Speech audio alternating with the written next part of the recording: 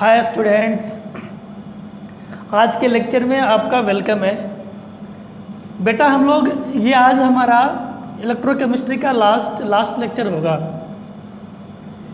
पिछले लेक्चर में मैंने आपको क्या बताया था, ठीक है, कि कंडक्टिविटी के बारे में। और आज का जो हमारा टॉपिक है वो है कोरलोच लॉ, जो बहुत इंपॉर्टेंट है, तो आप इसको ध्यान से देखेंगे। कोरलोच तो एक साइंटिस्ट का नेम है। इसने बताया क्या था इन्होंने कि अगर आप किसी वीक इलेक्ट्रोलाइट की बात करते हैं, आपके पास कोई वीक इलेक्ट्रोलाइट है, एसिड बेस सॉल्ट, और उसे आप पानी में डालते हैं, ठीक है, और वाटर आप इनफाइनाइट कर दीजिए, डाइल्यूशन जो होगा आपका इनफाइनाइट हो, तो वीक चीज़ भी स्ट्रॉन्ग की तरह बिहेव करेगा। ये स्टॉल का डाइल्यूशन लॉ होता है कि जब वीक कंपोनेंट को बहुत ज़्यादा पानी में मिलाते हैं इनफाइनाइट में, तो वो पूरी तरह आयोनाइज्ड हो जाएगा and that behave as strong electrolyte. तो कोरलोच का बस यही बोलना था कि किसी भी वीक इलेक्ट्रोलाइट की जो टोटल कंडक्टिविटी होती है उसके कटायन और एनायन की कंडक्टिविटी के सम के बराबर होती है, ठीक है। कब? जब आपका डाइल्यूशन इनफाइनाइट हो, ठीक है। तो हम लोग इसको पहले डिफाइन कर लेते हैं, इनका स्टेटमेंट कि according to him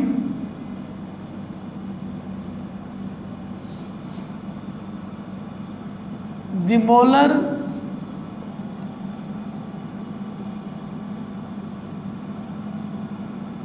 conductivity of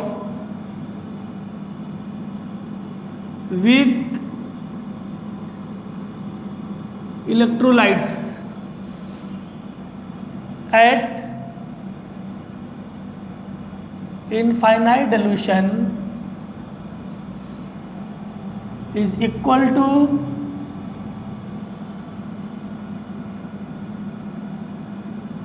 the sum of conductivities of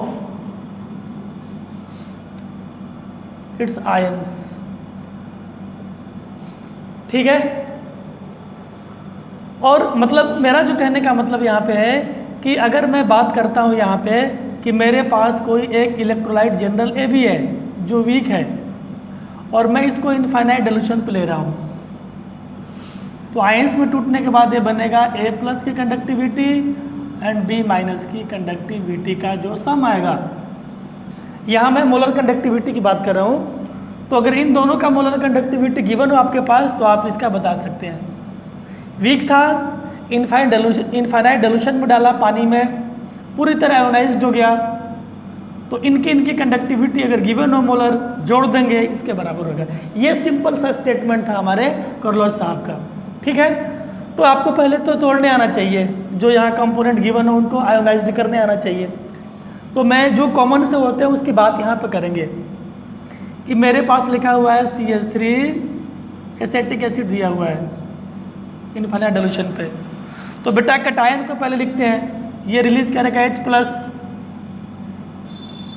और अनायन बचेगा आपके पास CH3COO नेगेटिव एसिटेट आयन, ठीक है। एसिटिक एसिड से बनेगा H plus and acetate ion. अगर आप बात करते हैं CH3COONA सोडियम एसिटेट है, तो इसका बेटा कटायन बनेगा Na प्लस इनफाइनाइट डाइल्यूशन पे प्लस CH3 एसिटेट आयन। अगर आप सॉल्ट की भी बात कर ले, दूसरे इनऑर्गेनिक सॉल्ट MgCl2 है इनफाइनाइट पे, तो कटायन बनेगा मैग्नीशियम की वैलेंसी 2, तो Mg2 प्लस का मोलर कंडक्टिविटी प्लस एक Cl पे चार्ज कितना होता है -1, और इसको आप बाहर कर देंगे, इस 2 को आप आउट कर देंगे यहाँ से, ठीक है। ऐसे आपको तोड़ना है। मैग्नीशियम आपके पास सल्फेट लिखा हुआ है, कई जगह 0 की जगह इन्फिनिटी दिया होता है, ये भी सही है, बन जाएगा ये लैम्डा Mg2 प्लस आयन का कंसंट्रेशन इनफाइनाइट पे plus sulphate ion SO42 minus infinite पे। तो हम लोग ऐसे इसको तोड़ते होते हैं। मीन्स अगर आयंस की कंडक्टिविटी गिवन हो, मोलर कंडक्टिविटी, तो इनको जोड़कर आप इस वीक कंपोनेंट का टोटल मोलर कंडक्टिविटी को फाइंड आउट कर सकते हैं। ये हम लोग एप्लीकेशन में भी बात करने वाले हैं। तो हमें तोड़ने आना चाहिए, तो ऐसे इसको डिसोशिएट करेंगे। ठीक है, यही बात मैंने यहाँ पे लिखा हुआ है। अब कई और एग्जाम्पल ले सकते हैं। ठीक है, हमारे पास कई बार क्या होता है, जब न्यूमेरिकल बनाएंगे हम लोग, तो एसिटिक एसिड की जगह लिखा होता है हमारे पास HAC। ठीक है, मैं आपको ये बाद में काम आएगा, CH3COH, एसिटिक एसिड की जगह लिखा होता है H और यहाँ पे AC, मतलब ये एसिटिक एसिड है। और सोडियम एसीटेट अगर हो, सोडियम एसीटेट अगर हो आपके पास, तो आप लिखेंगे H की जगह Na हो गया, तो NaC। दोनों सेम ही चीज है। फॉर्मिक एसिड को देखा आप, HCOOH को बोलते हैं फॉर्मिक एसिड। इसको तोड़ ले यहाँ पे आप, HCOOH इनफाइनाइट पे कटायन बनेगा H+, ठीक है, और एनायन बनेगा बेटा कौन, format ion. It is acetate ion, ये फॉर्मेट आयन है। तो इसकी जगह आप, ये आपके पास है फॉर्मिक एसिड, फॉर्मिक एसिड, और ये जो बना H+ और HCOO-, इसको बोलते हैं हम लोग फॉर्मेट आयन, फॉर्मेट आयन। ये आपके पास एसीटेट आयन होता है, ये वाला चीज, ये part, CH3CO negative is called क्या, एसीटेट, एसीटेट आयन। तो पहले मैंने तो इसको तोड़ना बताया कि व्हाट इज द कोरलोच लॉ, ठीक है, और हम लोग कैसे आयोनाइज्ड करेंगे। अब इसके हम लोग एप्लीकेशन की बात करने वाले हैं कि कोरलोच लॉ का आप कहाँ कहाँ पे यूज करेंगे। ठीक है, इसको राइट डाउन करें।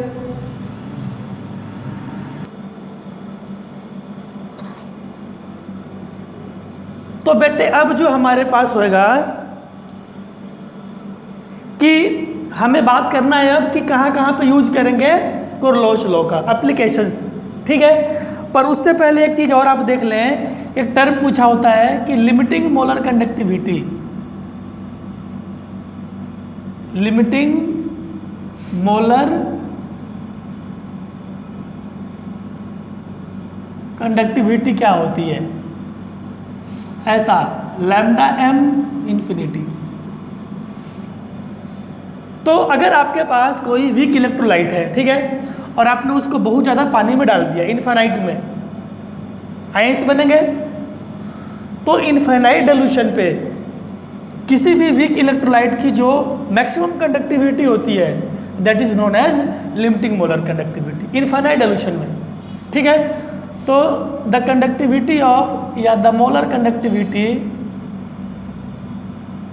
The molar conductivity of weak electrolytes,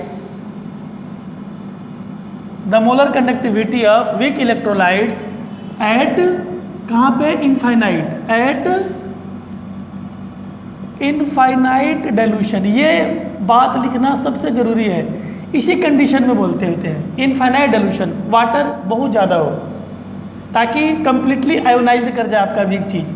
infinite dilution is termed as limiting molar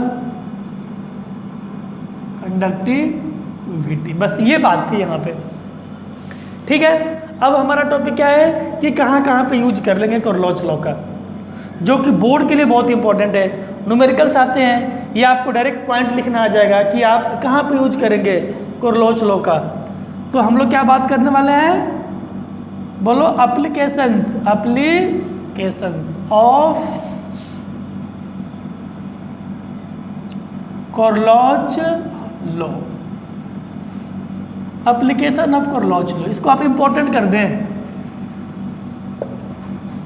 कोरलोच का लॉ या उसका एप्लीकेशन से एक क्वेश्चन आपको मिल सकता है। ठीक है बेटे, तो पहला हम देखो कहाँ पे यूज करेंगे इस चीज़ का। पहला यूज करेंगे कि जस्ट आपको जो एग्जाम्पल बताया था कि हमने किसी चीज़ को आयन में तोड़ दिया, हमने AB को आयन में तोड़ दिया ऐसे, ठीक है, इनफाइनाइट डाइल्यूशन में, और मैंने इन दोनों की कंडक्टिविटी दे दी आपको, मोलर कंडक्टिविटी। यूनिट आपको इनका पता है, बता रखा है, Simon centimetre square mole inverse. तो जब दोनों को जोड़ेंगे तो इसकी total molar conductivity find out हो जाएगी। इतनी सी बात है बस। तो पहला यूज कहाँ पे करेंगे, इन calculation of molar conductivity of weak electrolytes.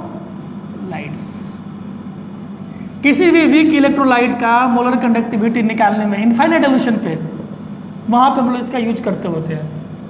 ठीक है, आप इसको एक एग्जांपल से समझे ऐसे कि मान लीजिए मेरे पास कुछ ऐसा लिखा हुआ है कि मेरे पास दिया हुआ है कि मेरे पास है CH3COONA सोडियम एसीटेट, इसकी मोलर कंडक्टिविटी x दिया हुआ है, Simon centimetre square mole inverse.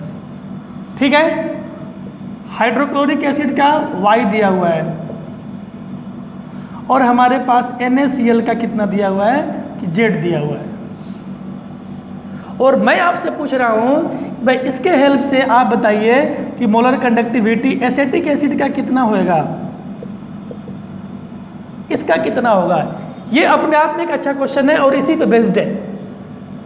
ठीक है, तो ऐसे केस में बेटा हमें क्या करना होता है, इन तीनों को आयंस में तोड़ देंगे।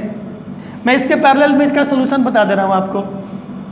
ठीक है, मैंने इसको तोड़ दिया, किसको, CH3COONA को तोड़ दिया, तो ये बनेगा Na plus and CH3COO minus, और इसकी वैल्यू कितनी थी, x थी मोलर कंडक्टिविटी, फर्स्ट मान लिया है। दूसरे को भी तोड़ दिया, किसको, हाइड्रोक्लोरिक एसिड को, H प्लस Cl माइनस, इसका वैल्यू कितना, y।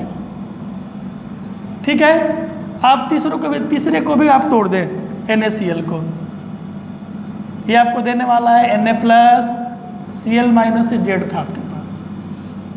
पर हमें जिसका फाइंड आउट करना है, हमें देखो मोलर कंडक्टिविटी निकालनी है CH3 एसिटिक एसिड की इनफाइनाइट सॉल्यूशन पे। ये बेटा बनाएगा हमारे पास H प्लस, ठीक है, और क्या बनाएगा CH3COO माइनस, ये बनाएगा हमारे पास। अब हमारा जो टारगेट है कि हमें ये इक्वेशन चाहिए, इनके हेल्प से चाहिए। अब तो आप चेक करो H प्लस कहाँ मिलने वाला है, सेकेंड में, एसीटेट आयन कहाँ मिलने वाला है, फर्स्ट में।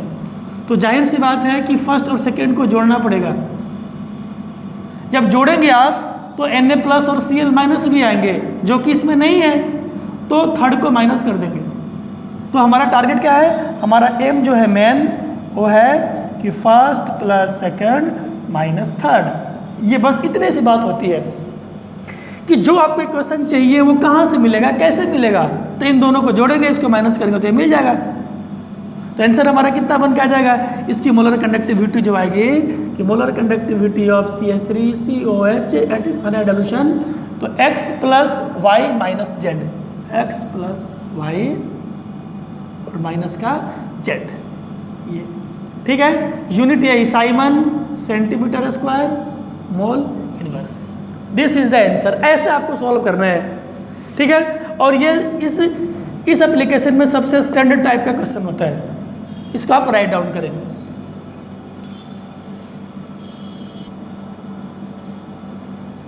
अब जो सेकेंड यूज करेंगे हम लोग कोरलोच लॉ का, तो इन calculation of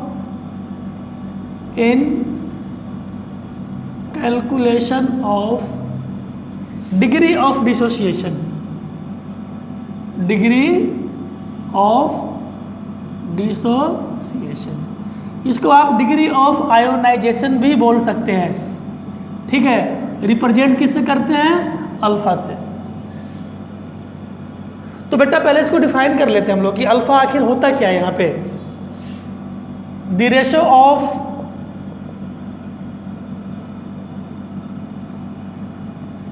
molar conductivity of weak electrolyte electrolytes at given concentration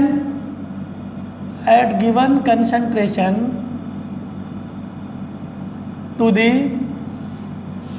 at infinite dilution is called degree of ionization. या आप बोल सकते हैं डिसोसिएशन। मैंने क्या लिखा है कि जो अल्फा का वैल्यू होता है ना, वो होता है मोलर कंडक्टिविटी, कहाँ पे, गिवन कंसंट्रेशन पे, C concentration, by molar conductivity at infinite dilution. अगर ये दोनों वैल्यूज गिवन हो तो आप अल्फा निकाल सकते हैं। ठीक है, अल्फा मैक्सिमम जो होता है बेटा वो तो 1 होता है, पर फॉर वीक इलेक्ट्रोलाइट आपको पता है वीक इलेक्ट्रोलाइट के लिए अल्फा आपका हमेशा लेस देन क्या होगा, 1 होएगा। यहाँ 1 से कम आएगा। क्लियर भी है, ये मैक्सिमम होता है, ये लिमिटिंग है, लिमिटिंग मोलर कंडक्टिविटी। तो और ऊपर वाला कम होगा, नीचे वाला ज़्यादा है, जाहिर सी बात है 1 से कम आएगा। तो वीक के लिए लेस देन 1। तो ये दोनों गिवन हो तो आप अल्फा निकाल सकते हैं। ठीक है, सेकेंड हमारा एप्लीकेशन हो गया। और तीसरा क्या होता है हमारे पास कि इन कैलकुलेशन ऑफ डिसोसिएशन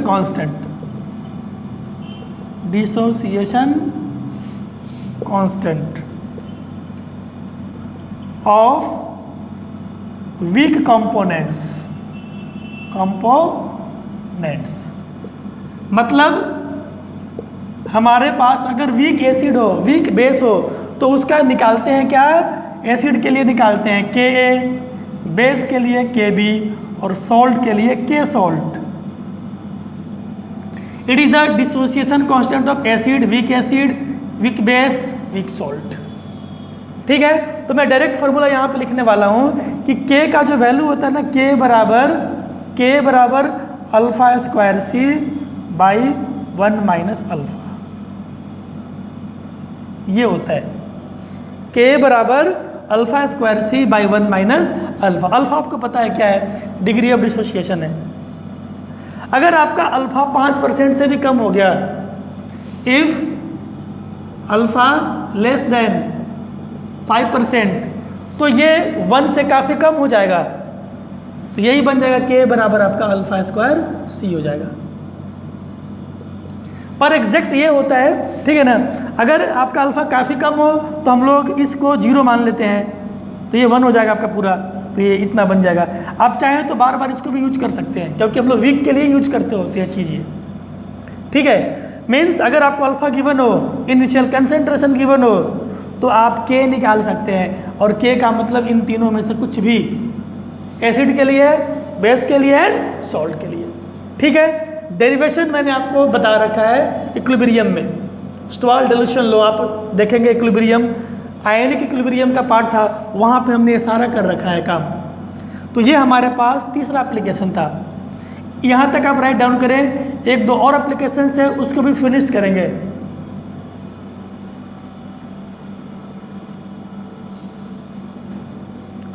अब बेटे हमारे पास जो फोर्थ एप्लीकेशन है, जो हमारे पास चौथा एप्लीकेशन है, वो क्या है कि in calculation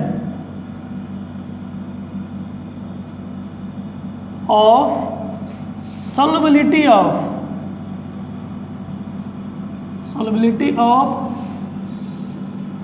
Sprüngli soluble salt. जो सॉल्ट पानी में काफ़ी कम घुलते हैं, ठीक है, जो वाटर में इक्विलिब्रियम बनाते हैं, उनके सॉल्युबिलिटी को चेक करने के लिए भी हम लोग यूज कर सकते हैं कोरलोच लो। क्योंकि हम लोग जो जानते हैं कि सिंस हमारे पास क्या होता था कि हमारे पास होता है बेटा कि lambda MC equal to kappa into 1000 by M। और यही अगर मैं इसको क्या कर दूं, मैं सैचुरेटेड सोल्यूशन बना दूं, तो ये आपका S बन जाएगा, सॉल्युबिलिटी बन जाएगा कप्पा इंटू 1000 बाई क्या S। तो अगर आप S निकालेंगे तो क्या करेंगे, इसको इधर नीचे लाएंगे, तो kappa into 1000 by lambda M C, बस ये देख लीजिए, ये सोलबिलिटी आपका what is, it is solubility. K given हो, लैम्डा एम सी गिवन हो, तो आप सोलबिलिटी बता सकते हैं। तो ये भी एक तरह का यूज है इसका, ठीक है। तो इतने सारे हमारे पास मेनली मेजर 4 एप्लीकेशंस होते हैं। तो यहीं पे आपका कोरलॉजिकल लॉ फिनिश्ड होता है। इसके जो बेस्ट न्यूमेरिकल्स हैं एनसीईआरटी प्रदीप में प्रीवियस ईयर, उसको आपको फिनिश करना है, ठीक है। और बेटे नर्नेस्ट का न्यूमेरिकल तो आना है। हमारा 95% चैप्टर यहीं पे फिनिश्ड होता है, ठीक है। अब हमारे पास थोड़ा सा जो सेल बच गया, एनसीईआरटी के एंड में दिया हुआ ड्राई सेल, मरकरी सेल, तो उनका उसको आप एनसीईआरटी से राइट उसको पढ़ लेंगे आप, ठीक है। एनोड और कैथोड पे जो रिएक्शंस होते हैं, फिर भी मैं आपको नोट्स भेज दूंगा ग्रुप में। तो आप यहाँ तक करें, हमारा चैप्टर यहीं तक खत्म होता है। कुछ और जो बच्चे कुछ बातें हैं कल डिस्कस कर लेंगे, ठीक है। Thank you.